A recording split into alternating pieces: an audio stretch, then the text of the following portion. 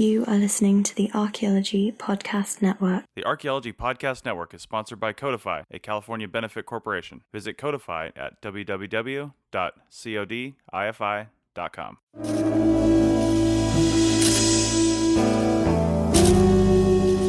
Hello and welcome to the CRM Archaeology Podcast, episode 97 for November 9th, 2016. I'm your host, Chris Webster. On today's show, we find out what's happening with the A-levels in the UK, and we talk about what kind of social media policy you should have as a company owner. So, go check out your Twitter and Instagram passwords because the CRM Archaeology Podcast starts right now.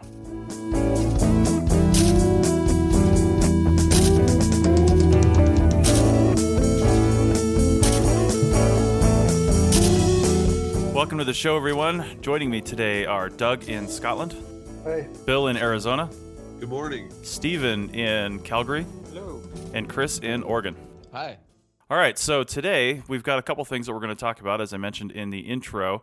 But this first segment, we're going to help try to maybe demystify some of the news articles that have been getting posted on various archaeology groups on Facebook and Twitter, and I've seen them around. So it's basically talking about A-levels over in the UK. So first off, we're going to end up talking about like what those are and then what's going on with those. But we brought a special guest on to talk about that, and that is Rich Grove. Rich, how's it going?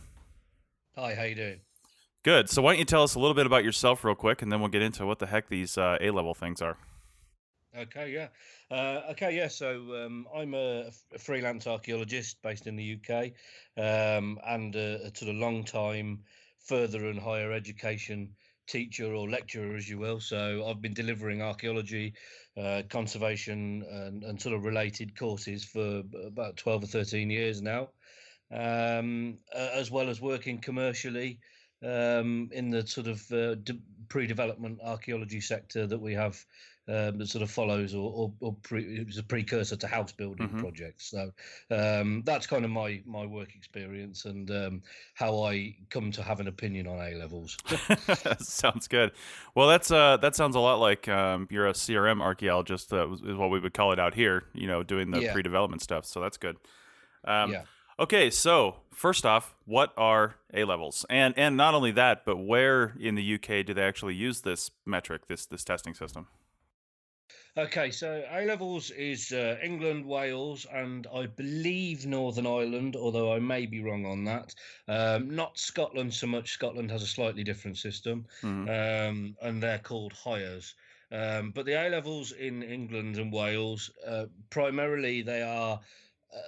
if you think the gap in between finishing your general secondary high school education and then going to full university, the A-levels sit in the middle of that bit. So they generally tend to be 2-year courses. The students tend to be between the ages of 16 and 18 that are taking them, and they sort of fill that gap in between general sort of standardized education and specialist education that you would get then on a full degree course later on. So the A-levels are the academic side of that, what we call tertiary education. I'm sure it's the same, similar sort of thing everywhere. We have two kind of strands of it in the UK. The A-levels do the academic side, and then we have what are called BTECs or vocationals, which are more your sort of mechanics, builders, bricklayers type courses, So the age groups are the same, but one of them is purely classroom based and the other one is not. Okay, so you get to choose which A-level classes that you take, it sounds like. Yeah, pretty much. I mean, your choices tend to be partly made when you're around the age of 14, when you choose your GCSEs, which is the sort of state standard secondary education. So typically people, they would take English, maths, science, and a language, that kind of stuff. Although famously the languages doesn't really get done in the UK. We prefer to just let everybody else learn ours. So I think we're the same. well, yeah, if it works. Right. So no, when you choose your GCSEs, you kind of do that with the mind of what you're thinking of doing further on, and so a history GCSE will lead typically into a history A level, which would then lead into a history based degree or a teaching based degree. The same with geography and the earth sciences. There used to be applied sciences at A level, which they got rid of about 3 years ago. And so you would do a science GCSE and then an applied science A level, and then you would go on to work in plastics or manufacturing or that sort of thing. So there is a lot of scope, but that is obviously being sort of whittled down as we speak, which is probably why we're having this conversation. Right, right. So is there a specific archaeology A level, or is it included in something else? There is at the moment, yes. Okay, so this is what the discussion is. So what's going on with that right now? So basically, to sort of put it into context, 2010 to 2013, when we had a change of government, it was decided that our sort of minister for education decided that there was far too much stuff going on, and actually that the schools should probably concentrate on doing a fewer number of courses in a more diligent manner, perhaps, if we're being Mm-hmm. fair to them. And they started consulting on these A levels, the archaeology. Past that stage, there was an initial consultation that came back, and things like environmental science and that kind of course was dropped at that point. But archaeology made it through that.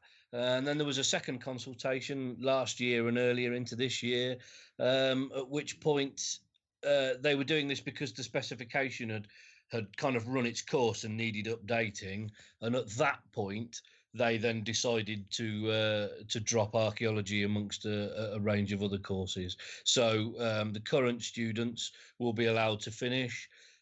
Students starting this year will be allowed to carry on, and I think when they reach the natural end of that course in 2018, then that'll be it. There'll be no more archaeology at A level. So what is the? I mean, presumably you can still go into archaeology after this if you don't want to. The universities aren't going to drop their archaeology programs, I would imagine. So, how would I'm just trying to wrap my head around how this will really affect things. How would somebody who wants to get into archaeology after this course is officially dropped and you can't take it anymore? How will they? Well, how will they know about it? How will they know how to pursue a career in archaeology? And then on top of that, what kind of A levels would they have to pass to get into an archaeology program at a university? Okay, yeah. Well, I mean, this is the moot point, really. I mean, Right. my particular take on it possibly would be less popular within the archaeological community, because I didn't do an archaeology A level, and many of my peers that I work with didn't do an archaeology A level. Mm-hmm. There are other ways of getting into it. Universities don't typically ask for an archaeology A level as access to an archaeology course. Mm-hmm. Um, because it's always been quite a niche subject in the way that it's been offered. So um, certainly, I mean, we work in regions. I delivered one of these A level courses for some years. So and the region that I worked in, I think there was about 16 institutions that delivered it, and that region covers about a quarter of the UK geographically. So Mm-hmm. I mean, it's a case of staff, I suppose. Many places didn't offer it because they didn't have the staff. So traditionally, university would take people with a physical geography background, be that at GCSE or A level, some sort of history content, English, maths, and science get you into virtually everything without any specialization. So what we call the STEM subjects in Britain. So that's science, technology, English, and maths. Mm-hmm. And if you've got good grounding in those, then really you can choose your higher education. And things like, in terms of archaeology, any history of volunteering or an interest, being able to sit an interview with a university tutor and have a conversation about field walking or Roman wares or something like that, or some element of archaeology, will probably stand you in equally good a stead as having an A level in it. So in regards to how it's going to affect the uptake of higher education, I don't think it's going to have that much of a massive influence, but that's my personal input on it. Mm-hmm. Yeah, I guess we'd have to see some statistics on how many people that actually did take the archaeology A levels.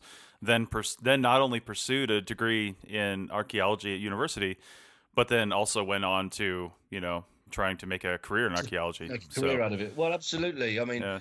certainly, I know from the statistics that were published along with the announcement by the examining body that they were about to scrap it, were that it was 970 people uh, sat archaeology A levels this last summer nationally. So Mm-hmm. less than 1,000 people nationally, and that, pardon me, that's split over the 2 year groups. So not all of those 900 people graduated this year. Some of them go on to graduate next year. So, we've got quite a low threshold. I mean, some of the other subjects that are being axed at the same time, I believe classical civilization had somewhere in the region of 5,500 students. And so, in its own little cohort of courses, it's a small player even in its own area. Okay. All right. Well, what do you think? So, what's your final sense on this? Is this okay? Is everything going to be all right?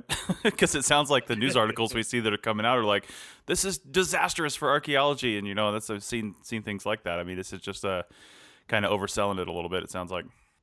Well, I mean, certainly there is certainly at this moment in time there is a tendency towards hyperbole in the UK.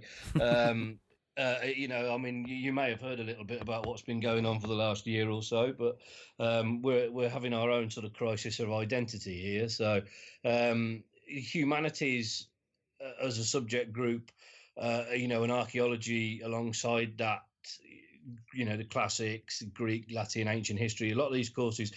History of art has been pulled at the same time, it has to be said, as archaeology. And I think that, the impact of some of those courses may be felt in a larger order of magnitude. I mean, archaeology, in terms of the industry, is a lot smaller now than it was 10 years ago because of the recession. Really, a lot of the people that I taught A level archaeology, they went Mm-hmm. on to do history of art or classics or other things anyway. So there was only a small percentage, certainly in my own experience, that went on to pursue archaeology as a definite career. And of Right. course, I don't know what the trends are in the US, but certainly in the UK, you get a lot of what we call graduate wastage. So people graduate with an archaeology degree and then they go off and be field archaeologists for a year and get absolutely sick to the back teeth of being paid nothing for what is essentially very hard work, and they go off and do other things, and I think the figures for retention of people in the industry are much more worrying than those coming into the industry, if you see what I mean. So, my own take is that yes, it's a bad thing because it's a withdrawal of choice, but nevertheless, the numbers that it fed into the industry, perhaps on an individual level, the lack of the option may be felt more drastically than perhaps on an industrial scale. Yeah. That would be my diplomatic take on it. Um, I certainly, yeah, I taught these other vocational courses, ecology and environmental Mm-hmm. science based courses as well. And I've always thought that archaeology at the further education stage would fit much better into a vocational framework where people were given much more of a sense of what it is like and what you need to be able to practically do on site Mm-hmm. to be an archaeologist. I mean, the A level had virtually no field work in it aside from a miniature project in the last module of the last year. So, it's every part of the practical side that I ever taught was bolted on by me as something that I felt the students needed to do. So, my A level students used to graduate with far more field time than a lot of undergraduates do. So, it wasn't reflected in the syllabus that was required. So, the archaeology A level in itself perhaps wasn't fit for its own purpose as much as it could have been. And I think if we can rally as an industry and perhaps try and create a different, more hands-on, more vocational approach to teaching it at that level, then I think this might not turn out to be such a disaster. Yeah. Well, and I mean, I'm impressed at all that somebody at that level, because this is basically like the last half of high school for somebody in the United States. And Mm. I'll tell you what, archaeology, if it's mentioned at all as an actual field, it is it's very briefly, probably during one afternoon of a science class, they might mention that archaeology is a thing, but then just go right back to history classes and things like that. Mm. And so it's Yeah. it's impressive that it's even discussed, but Yeah, I mean, certainly a lot of the people that I've spoken to in my industry, I think they feel that this is more endemic of a general attitude towards archaeology as a profession or a valuable asset to our economy, rather than it being a problem of the course itself. There's certainly we get. It's the that old axiom that the historians do sort of look down their noses at us. hmm Certainly to the extent that a lot of the institutions I've worked in, the history lecturers and teachers don't want anything to do with the archaeologists. And they sort of see us as more of an inconvenience than anything else. So, right. there's that kind of inherent academic snobbery that we have here, and archaeology has always had to fight against that. hmm So, certainly in terms of it being addressed as part of the school syllabus, it's a very modern thing. We do have prehistory on the I guess what you call elementary school hmm syllabus now. So, between the ages of 7 and 11, kids are now taught about prehistory as a concept. And it's that that's kind of addressed in sort of some new and inventive ways. Um, Obviously, Tristan hmm from his own podcast, and Kim, um, right. who's a sort of colleague and friend of his, and she does quite a lot with the schools at that level. They go on and do quite a lot of almost experimental archaeology. So Hmm. I think that's beginning to change, but typically in terms of the second half of the high school year, it's not something that really comes up as a um, possibly anything more than an option for kind of somebody that already knows it's there. Um, Certainly my experience is that when you go into a school and launch one of these courses, you spend the first 12 months teaching kids that it's not architecture, because hmm that's what you think. Archaeology and architecture, they sound quite similar, and that's what they assume what you are. right. So it's not as if we've got any great sort of tradition of holding it up as a really good academic pursuit. Well, how many do you have a I'm sorry sense? to say. Do you have a sense, just in your Yeah. own in your own experiences and people how many people actually go somewhere else other than the UK for their university degree in archaeology? Because if they did that, presumably the A levels would mean less somewhere else. I mean, maybe the fact that they took these courses and they got some sort of grade might mean something, but if they went to school like here in the United States or something like that or somewhere else, I imagine it wouldn't matter what A levels they took, just the other testing that we require. So, do you know if that's a big Well, deal, or people yeah. mostly stay in the country? Well, I mean, I think if I can only speak in terms of the wider sort of demographic trends in education. I wouldn't have any specific hmm data for archaeology, but certainly we tend to stay here for our university education. I mean, in terms of archaeology, when you go to certain institutions, you get the opportunity to go and excavate and carry out part of your project abroad. So I would imagine that would nullify a lot of the drive for people to go and actually study abroad. hmm That said, I don't have any data to back that up, but I do know a lot of the people that I trained with, when they were undergraduates in places like Birmingham or University College London, places like that, they would then go off and excavate in North Africa or the classic Hellenistic world, and so they wouldn't have any real need to look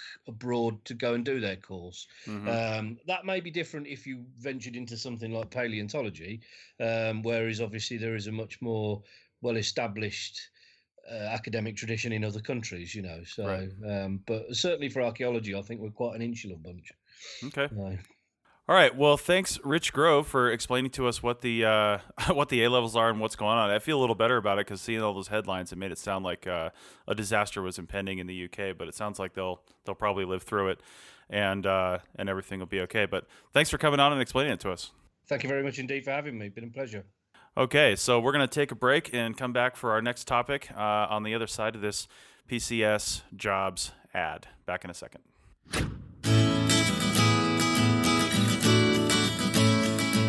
Professional Certifications for Scientists, or PCS, aims to provide practical educational videos, field guides, knowledge tests, professional certifications, and employment connections to professional scientists everywhere. Check out the jobs page for job listings in contract archaeology. Post a job for just $50. All of PCS's jobs are verified and checked for completeness. Find PCS jobs at www.pcscourses.com/jobs. PCS, a place for good scientists to become great science professionals.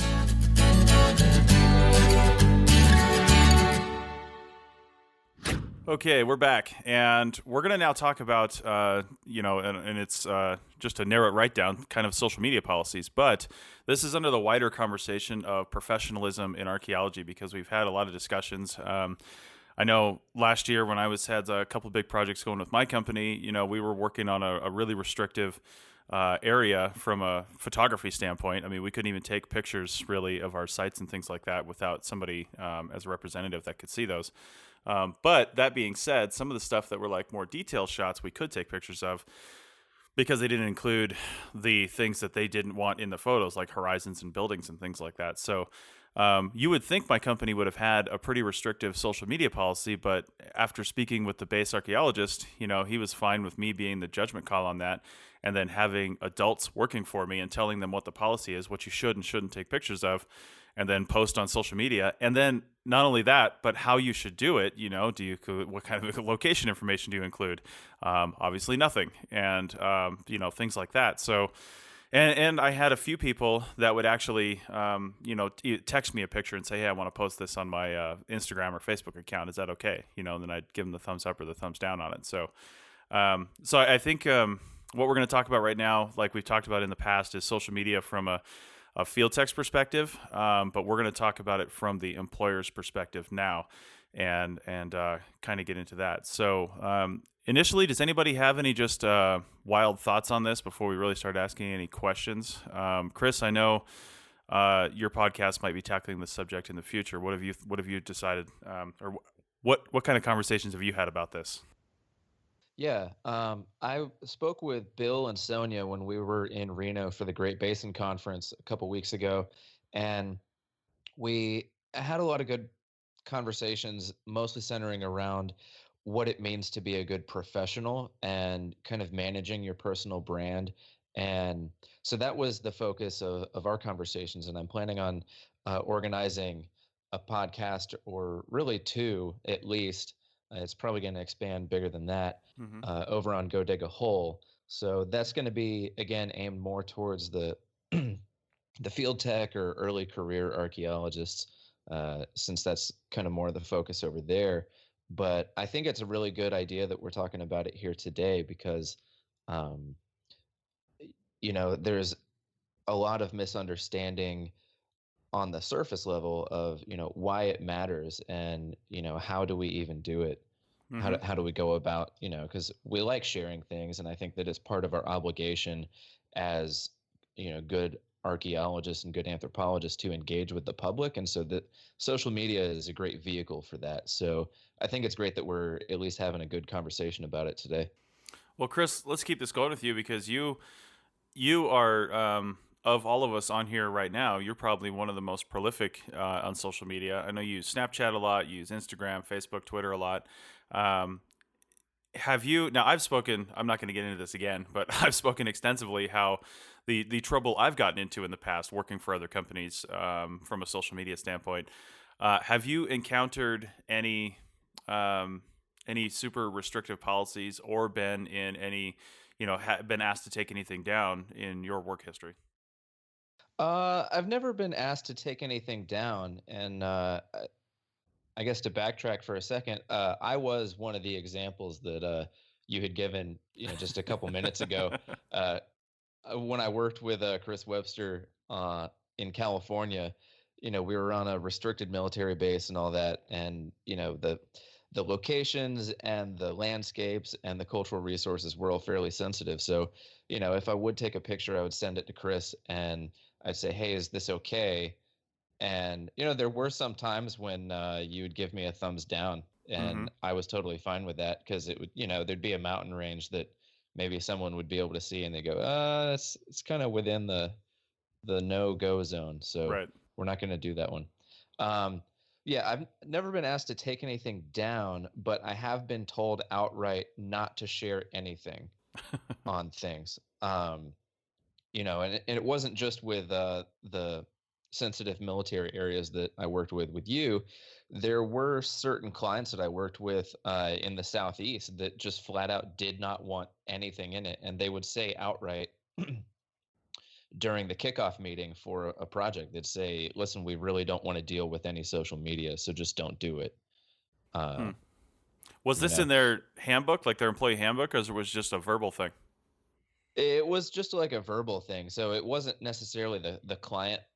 I mean, I'm sorry, it wasn't the employer, it was the client that would Ah, dictate that. And okay. so, I worked for a company called Corn Island Archaeology that has a fairly good approach to sharing social media. And, the owner of the company, Ann Bader, would often come out to sites, when if we were on an excavation, once we got to a point where it looked like we had something interesting to share on social media, she'd come out and take pictures and write up a description and stuff like that. And so, like, their Facebook page is fairly interesting Mm-hmm. to look at. But there were times when we would be working for a client that, I guess, not to divulge any details, they were in like politically sensitive areas or doing a politically sensitive contract, and they didn't want to invite any public outrage or anything like Mm-hmm. that. And so it was just better to have zero communication than even positive archaeology related communication. Right. And that's one thing I want to emphasize on this. I have a feeling that a lot of people get to they work with an employer, and the employers, just like a lot of things in archaeology, they're just not very good sometimes about explaining themselves, or maybe they just get tired of it after doing it over and over and over again. So by the time you hear the explanation of why you can't do, post anything on any social media sites, is they're just tired of saying it and dealing with it. So they're just like, don't do it and don't ask why. Yeah. And but I feel like there's always a foundation of good reasons. It's not just sometimes it's maybe they don't understand it, so they're just like, nope, zero tolerance. But like you said, in sensitive areas and with sensitive clients, that's what happens often out here in Nevada, because almost every single one of your clients here in Nevada is a sensitive client. And if you do a lot of work with the mines and mining operations, I mean, take our company even out of the loop, whatever company you're working for. If you just go to the mine and you go there to work, there's signs up everywhere that say no photography. I mean, they absolutely don't want anything about their mine getting out to the public. And they don't want any equipment in the shots. They don't want their mines in the shots. They don't want anything. So because companies typically work with a lot of mining operations, they make their social media policy just a blanket zero tolerance, so they don't have to worry about it on the, they might have a one-off case on a BLM land project where they could actually post some things, but then somebody maybe might get used to that, and then they start posting on the mine and they forgot about the policy and blah blah blah blah blah. So they just say zero zero zero, and that's where it goes. I have some other thoughts on that and how you could actually manage that, but first, before we do that, Stephen, you've got a comment. Yeah, I think part of it is that social media is not a single thing, right? Right. And I think on the employee level, it really kind of depends on what your like what your target audience, what your target goal is. I mean, talking about personal brand, but in a lot of cases, what social media is, Facebook, it's more like a here's a photo of what I'm doing right now to send to my friends and family so they know what I'm doing. Or it's like, hey, I got to work in this cool spot, show it to my archaeology friends, or I found this point, where it's little more than just kind of a casual snapshot thing, Mm-hmm. right? Which is different than like, look at me, I'm a one person archaeology brand. Right.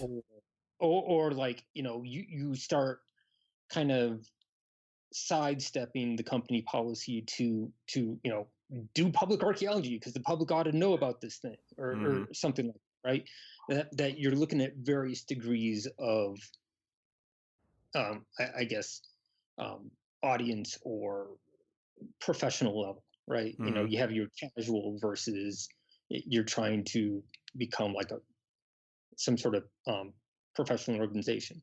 Right. And most of the policies that I've seen, you know, tend to revolve more around, like, it's okay on the casual level.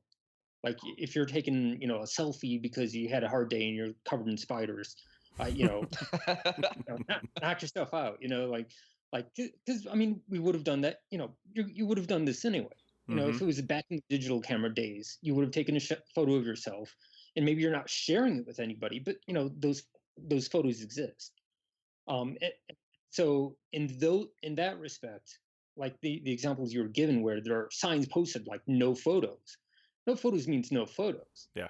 Right. That's not a, you know, like don't share your photos. That's a, you know, like, no, really, you know, be respectful.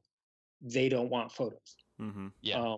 You know, but then you get into, you know, a stickier situation if you're like trying to be all like, this point dates to blah blah blah blah, and you're sharing it on, you know, the artifact du jour Facebook group, or you know, that, you know, we're kind of talking about different things. And generally, from a professional level, like if you want to go casual, as long as you're not talking about who the client is or what the project specifically is or where it is, or you know, even who you know, even who you work for, you know, just keep it incredibly vague, like, hey, this is a cool hilltop that I'm working on, and just leave it there.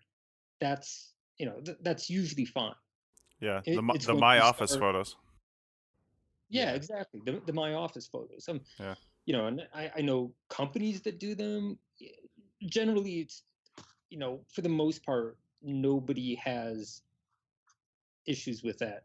You know, except in cases where the client's like absolutely no photos. Right. Yeah. But they say absolutely no photos in those cases.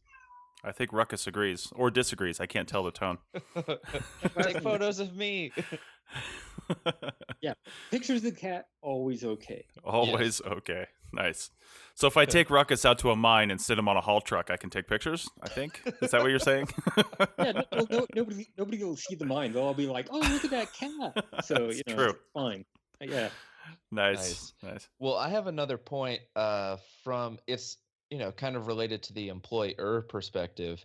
But, you know, like here we are on the CRM Archaeology podcast.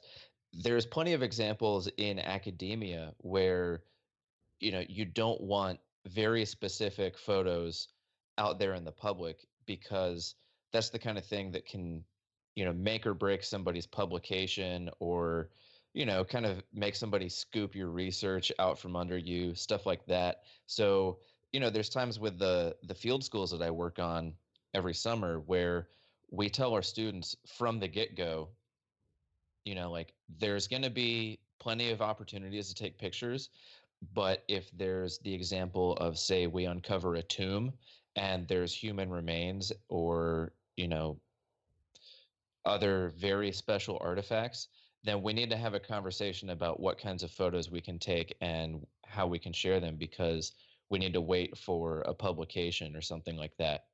Yeah, that could be a concern depending on where you're working at or what you're doing.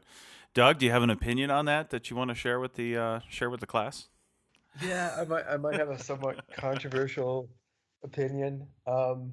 I I think Chris brings up an excellent point about there are different levels of images that are appropriate or not, and a big thing that's been debated as well has been human remains, and that's not even just that's across everything in publications. If you put it on your blog, so if you go and see some of the archaeology bloggers who deal with human remains, they've done some very interesting discussions about, do you post a picture of a skeleton or not?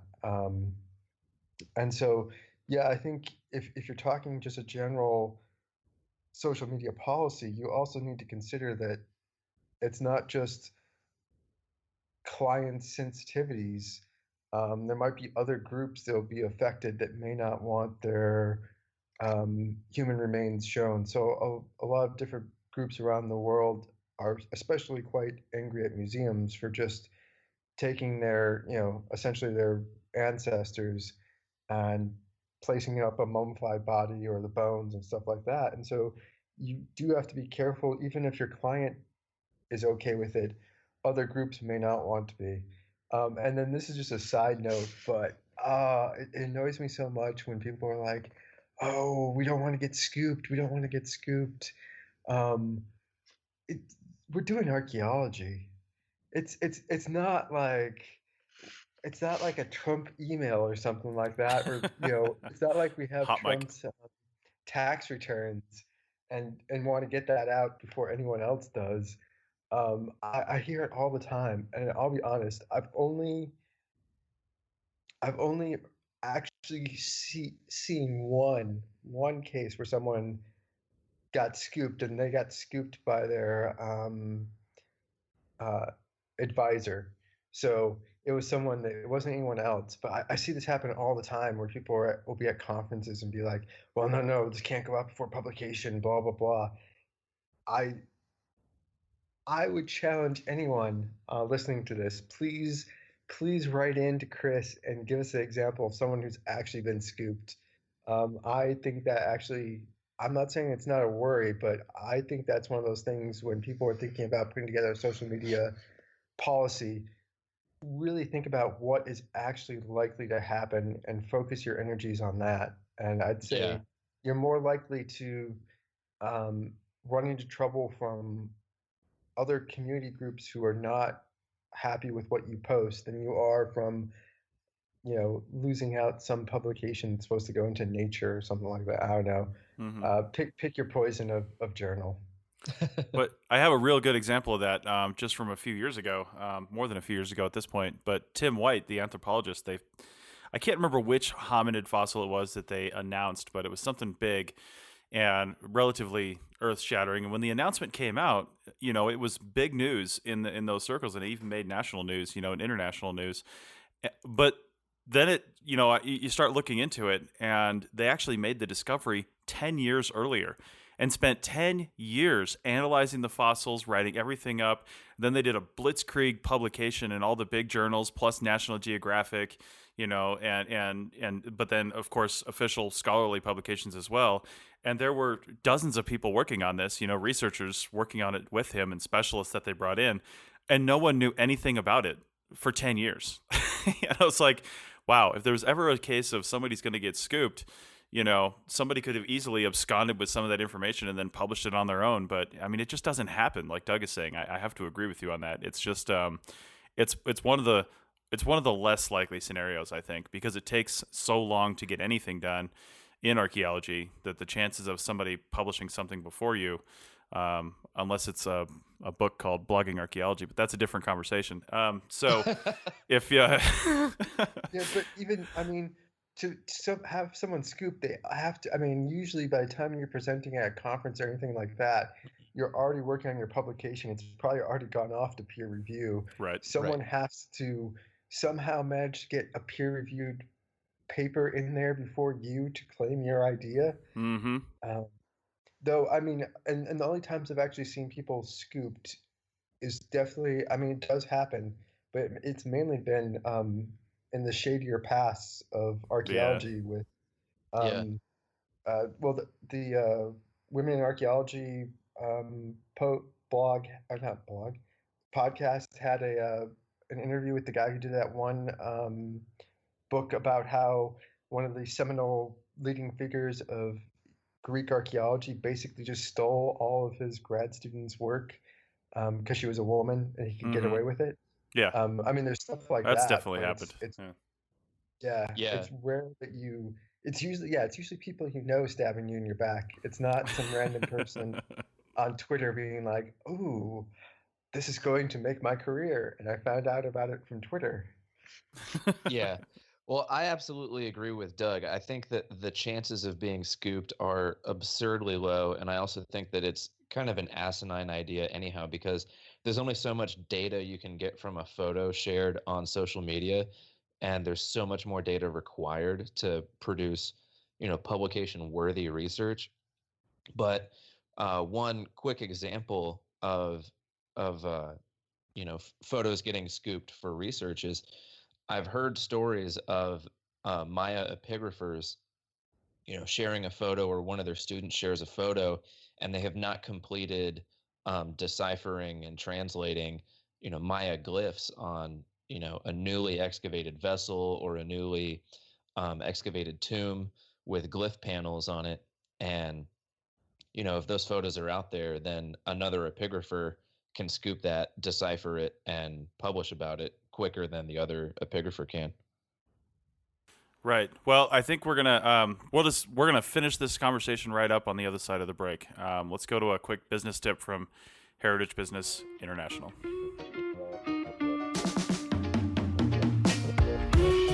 Hi, everyone. This is Christopher Dorr with Heritage Business International, and here's this week's Heritage Business Tip from the archive.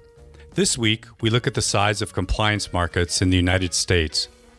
If you were doing market research in the United States to find the best state for a heritage compliance firm, you might want to consider the size of the state's economy and the amount of federal land in the state. The size of the economy, as measured by GDP, provides some measure of the likelihood of a project that has the potential to cause effects on historic properties, a trigger for Section 106 of the National Historic Preservation Act. Another trigger for Section 106 compliance is if a project is on federal land. So, the more federal land, the higher the probability that compliance for a given project will be required. Ranking states by GDP puts California at the top and Vermont at the bottom. Ranking states by acres of federal land puts Alaska at the top and Rhode Island at the bottom. If we take both factors into account simultaneously by adding the rankings together, are there surprises? Here are the top 5 best states for heritage compliance: California, Florida, Texas, Washington, and Michigan. Here are the 5 worst states: Rhode Island, Delaware, Maine, Vermont, and Iowa. No real surprises for California as number 1. Not only does it rank well here, it also has very strong state heritage compliance laws that apply to private property. Perhaps some other surprises, though.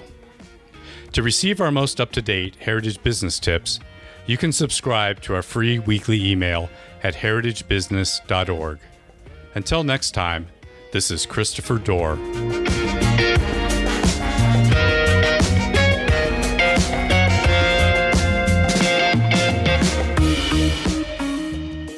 All right, we're back for our final segment, and Chris was making a good point. Doug, you had a comment related to that.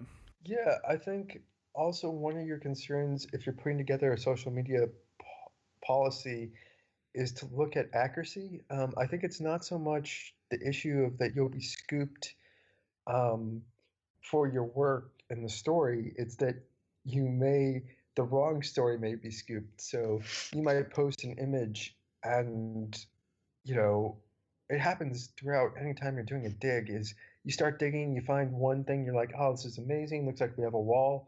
Turns out it's not a wall. It's something else. And then there's always this evolving story. And you see it a lot when people do like live blogging or live tweeting of a dig. Stories change. I think you have to definitely be careful. Probably a bigger concern is not so much someone will steal your work, it's that someone will misinterpret wherever work you're doing, because they'll just see like a photo. And, sometimes photos aren't the best. And I'm sure Sarah has wonderful stories about, um, those fringe people who are like, can't you just see this one photo right here where it shows that it's 10 centimeters off from what it should be, blah, blah, blah. Where they go a little crazy about how in one photo they can see the stars aligning along Stonehenge, or I don't know, whatever it is that they sort of go off on their tangents on. Well, I think those fringe tangents are kind of the bread and butter of the Archaeofantasies podcast. they wouldn't be much without them, quite frankly. Every time I hear one, it's like exactly that, somebody talking about one specific thing like that and just narrowing in on it. But let's speaking of social media policies across the kind of across the country here in the United States, Bill, what what kind of policies do you have down in the Southwest? You've worked for a company or two down there, and now you're in school down there, so you have a slightly different perspective. But I know there's mining and things like that, so you probably still have some of the concerns with some clients. But then, you have other land as well. So what are the policies you've seen? It's pretty similar. Well, at the companies I've worked for down here, there's been like no policy. Really? Yeah. I'm trying to think. I know I've done several trainings and they just never mentioned anything about social media or anything. There was plenty on sexual harassment and discrimination and stuff, but nothing about, lots on safety, but nothing about social media. Just in my experience, um, skeletons and human remains are always a no-go. I Right. mean, I worked for a company that did a major cemetery removal project, and they built walls so that people could not see around the edge. There was no photos that were coming in and out. I mean, it was a super sensitive thing because there was people from all different tribes and ethnic backgrounds and races. And so it wasn't very clear on how those descendant groups would handle having their ancestors shown. So the assumption was just no showing anything from this project, no talking about this project, no looking over the fence, uh, just keep your mouth shut. But I mean, that's a cemetery. Of course, there's plenty of mining here in Arizona. So that's also the mine, like you said, they don't want anyone to know anything about what they're doing in any way. So not only are you not really supposed to do any social media, you're not even supposed to mention that you're like working for the mine in the town near the mine. We're doing a survey out in the forest, in the desert. Yeah, that's what we're doing. What are you looking for? Oh, well, we're just looking.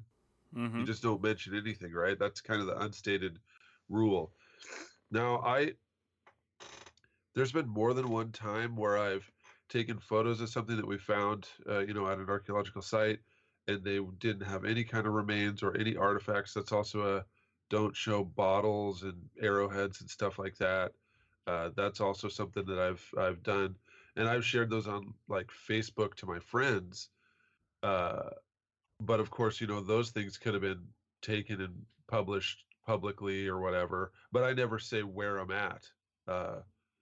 I guess if it was a photo and it still had the location tracker stuff on it, I guess someone could Mm-hmm. probably try to figure it out. I'm not really sophisticated enough to know. Well, it depends on what you posted on as well. If you post something on Facebook has a policy. It removes most of the metadata from your photograph because back in the day, early days of Facebook, people were able to actually, it's always pedophiles that get blamed for everything, but not just pedophiles, but other people were able to find where people lived by downloading the photo and looking at the metadata on where the photo was taken. So that being said, most people seem to put a location on their photo regardless, after they post it to Facebook.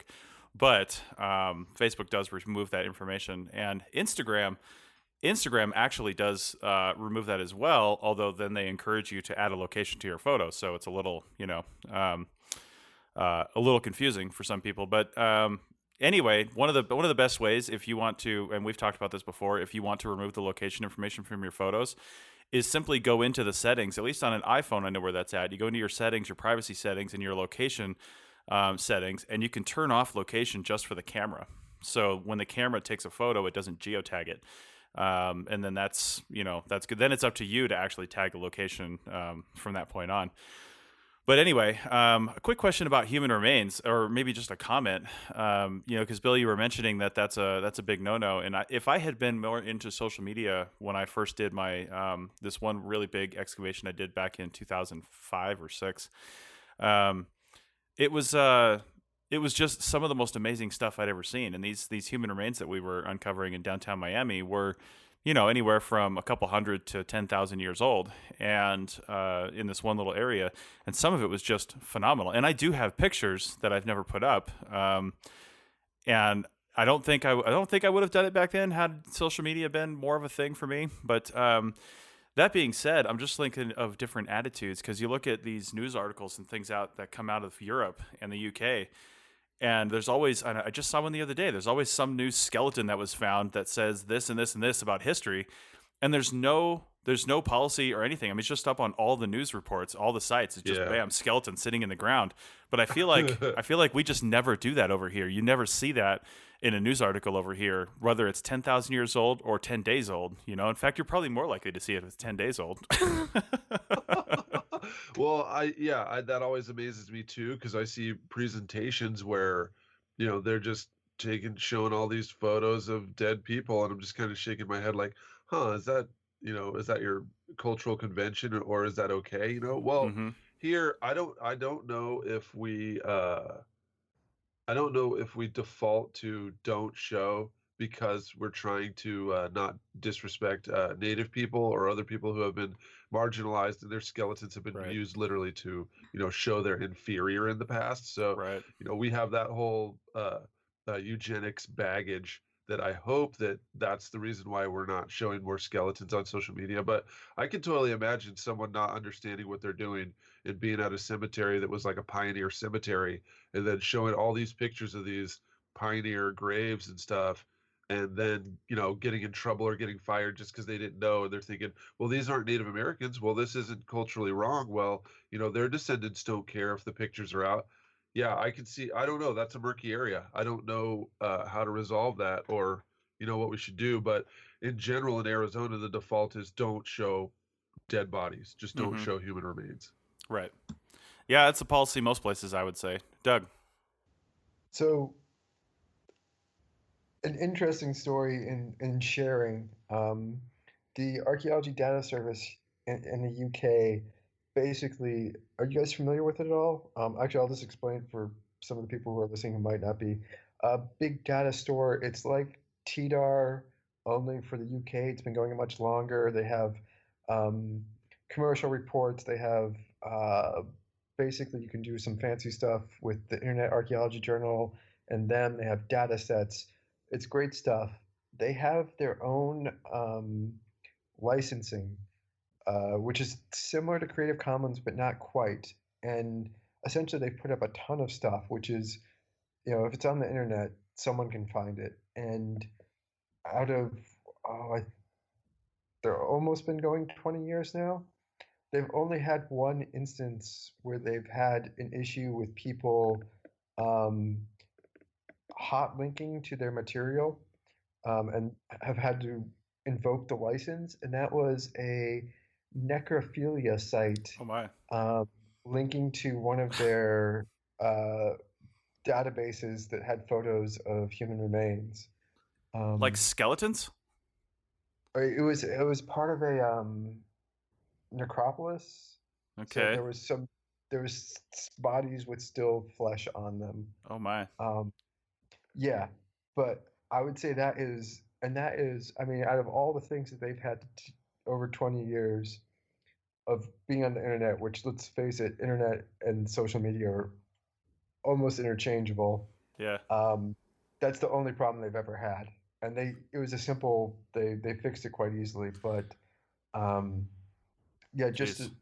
to say there will be some weird stuff out there, but the chances of it happening are very, very minute. I guess if you're putting together a social media policy, you need to think about that of how would you deal with if someone gets offended by what you put up, and how do you deal with your work possibly not being used the way you would hope it would be used, Mm-hmm. or in a manner that you think might be disrespectful to other groups. So, I mean, we have photos of human remains, and it may just be that it goes into a publication that you tweet a link to, and it's a PDF, and someone pulls out um, that bit, and it's really meant to be used for data and that alone, but it could affect it. I think people need to think about that when their social media policies. What are your guys' thoughts on that? Okay, this is actually, I've had to deal with this a lot because the work that I do here for the University of Arizona, and then also my dissertation project, it's really loaded in a kind of like well, for River Street, I know that the way that we solved it, because it was a neighborhood that had many different ethnicities all living in one area, but because there was black people living there, it was just known as the black neighborhood. Yeah. So the media because Boise is 99.98, I don't know, even more than 100% white. I mean, I guess it's not that bad, but there's I almost think it's no pretty diversity close. in Boise. Yeah. They want to grab onto any kind of diversity, anything. And so the whole uh, modus operandi for the media was, there's this black neighborhood and we've got to focus on this black neighborhood. But I wanted to make it very clear, because a lot of the descendants that were helping us were white. um, there was definitely a Basque component to the excavation area. There was a lot of diversity within this little area where we were working. I wanted them to make sure that they understood that it was everyone. So the press releases always focused on multiculturalism, and the African American descendants, they didn't seem to have any problem with it, because that's the other thing. I worked out a lot of this stuff, like discussing what people would like to see with the descendant community, both white, African American, anyone that I could talk to, immigrant. I asked them what they wanted to see, and what would help them uh, enjoy this, or participate in this project. Mm-hmm. So in advance, I understood how they wanted their neighborhood to be portrayed, and I had like an insider view. And they definitely did not want to focus on the fact that there was maybe like a red light district there. They did not want the press to focus on the fact that everybody called it the slum and the ghetto, and that they were poor. They wanted to focus on the fact that they were working class Americans that were working hard to provide for families, and the way that that whole thing worked out. So in the press releases, in our discussions with all of the people who were on the crew, we wanted them to stress that, like, don't get pulled down a rabbit hole on race. Don't Mm-hmm. get taken off, into left field by someone who shows up who doesn't care about minorities, or thinks that the entire place should get, leveled. Like, just don't get pulled off in that direction. And then the University of Idaho's their media coordinator team, they did an awesome job of using the press releases we created, getting them to the media, so that when the news came, they already had a background. They knew that this was a much bigger story, and they were ready to talk about other things besides black people in slums. Uh, as far as like the Native American, dealing with this kind of stuff, uh, for Native Americans, um, you just have to understand that uh, for so long, we have just taken from their communities, taken knowledge, data, all kinds of stuff, Mm-hmm. and haven't given anything back. That now it's only right that we at least try to collaborate and work with them on an equal footing. So, we're going to get paid for doing the archaeology on their, ancestors. We're the ones who are going to get the publications, or be on the news, or the experience and all that stuff that we'll use to do this further in the future. And what do they really get out of that? Well, unless they work on the crew, they really don't get hardly anything. If it's not on tribal land, or they're not part of the scope of work, or they're not involved in some way as far as finances, they really actually don't get very much. So the least you could do is try to do less harm. And less harm means being sensitive to their concerns, and what their interests are.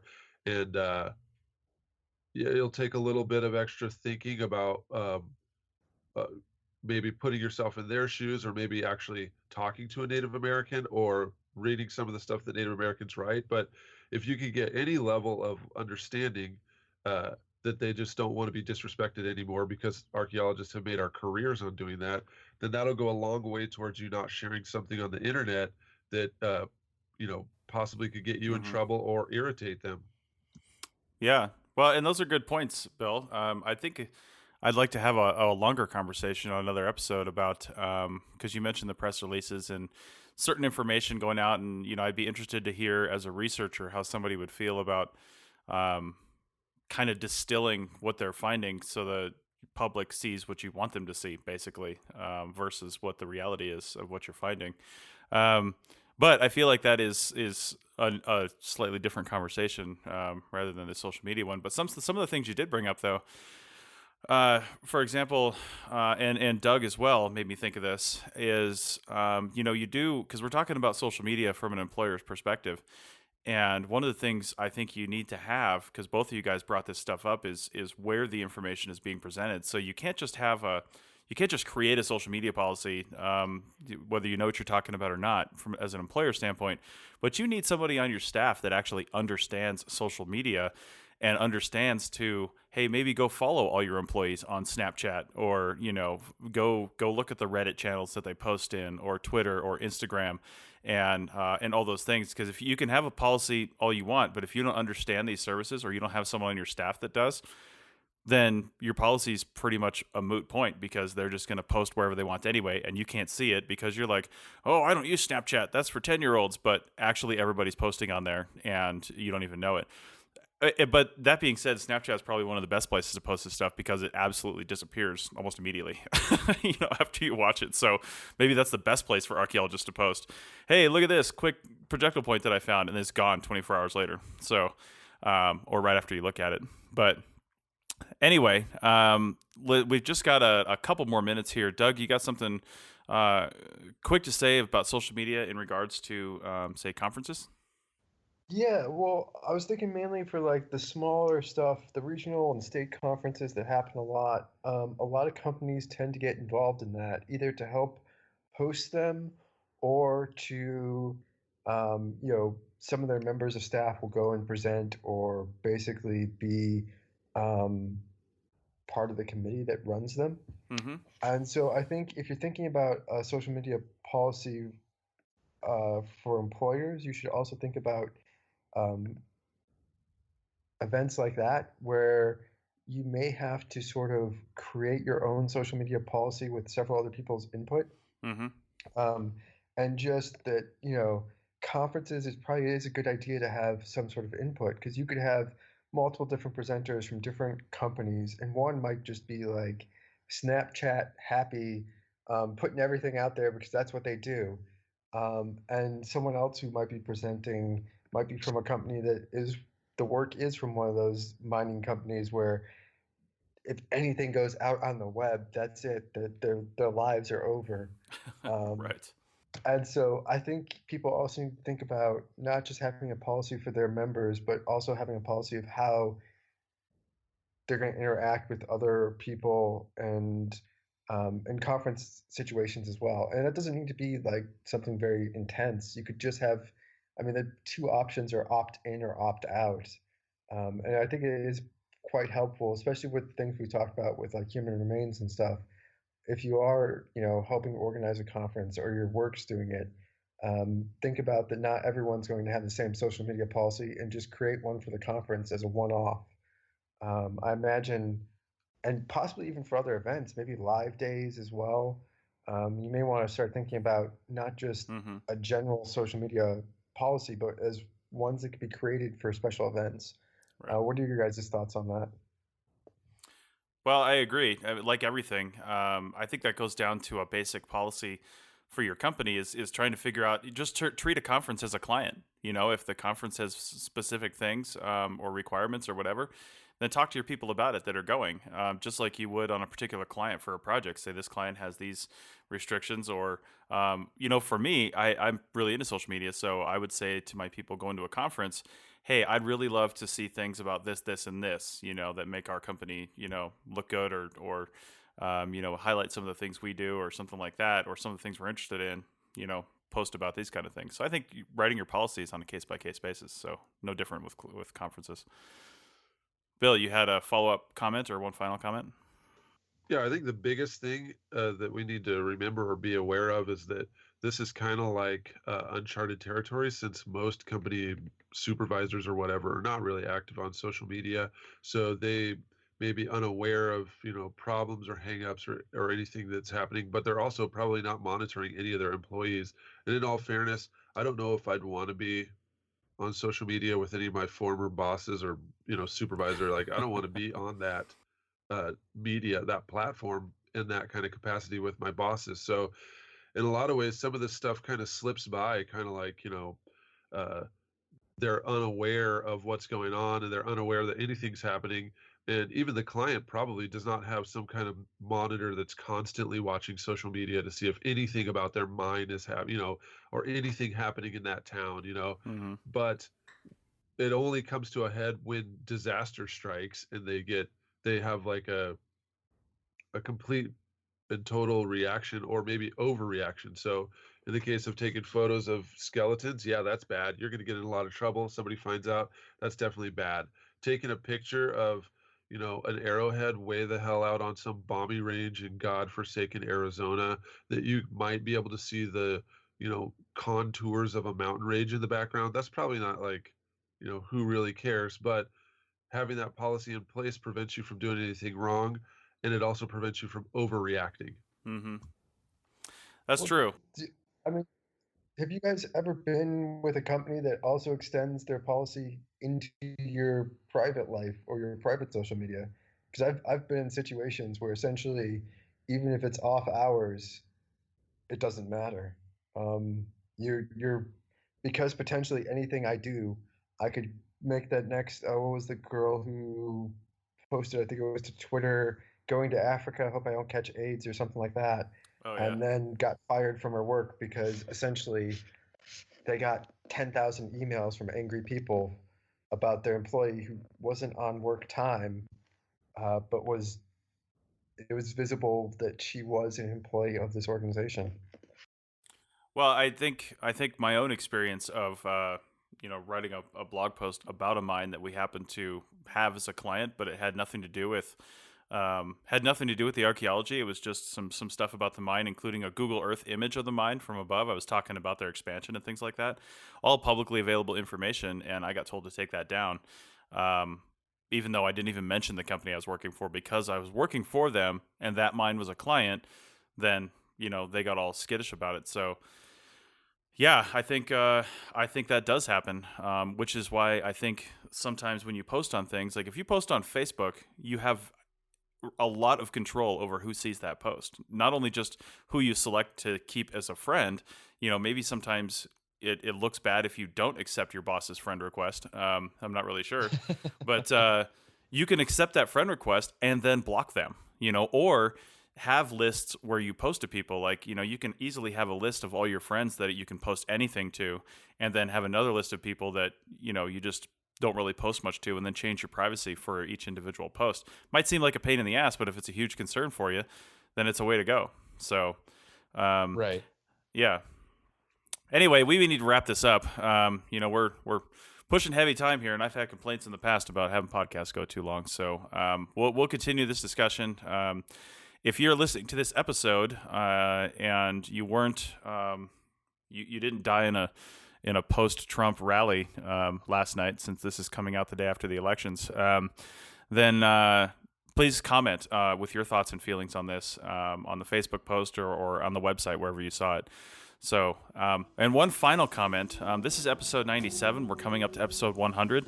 I've never really cared what episode number we were on, but 100 is kind of a big deal, and it's also kind of our 4-year anniversary. So we haven't decided what we're going to do for that episode, but we might talk about some listener feedback. I'd love to hear how people, what people think about the CRM podcast.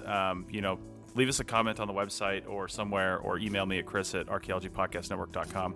And also, if you have a favorite episode that you remember, or topic or guest that we covered, we'd like to hear about that too, and maybe we'll talk about some of those comments on episode 100. So that should be coming out right at the middle to end of December, I think right before Christmas. So that'll be your Christmas present from the CRM Archaeology podcast. All right, so that's it for this episode. Be sure to check back next time for some more great conversation.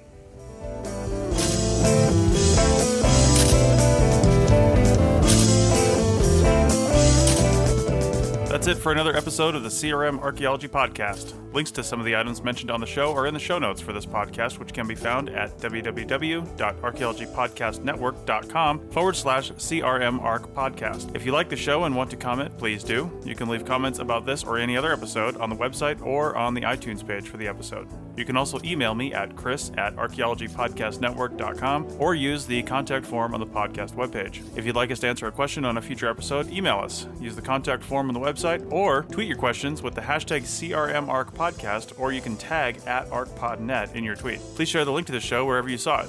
If you share CRM archaeology-related items on Twitter or Facebook or anywhere else for that matter, be sure to use the hashtag CRMArc so the community can see and comment. If you'd like to subscribe to this podcast, you can do so on iTunes or on Stitcher Radio. You can also type the name of the podcast into your favorite podcasting app and subscribe that way. Don't forget to go over to iTunes and leave a review of the show. It helps us get noticed so more people can find our podcast and benefit from the content.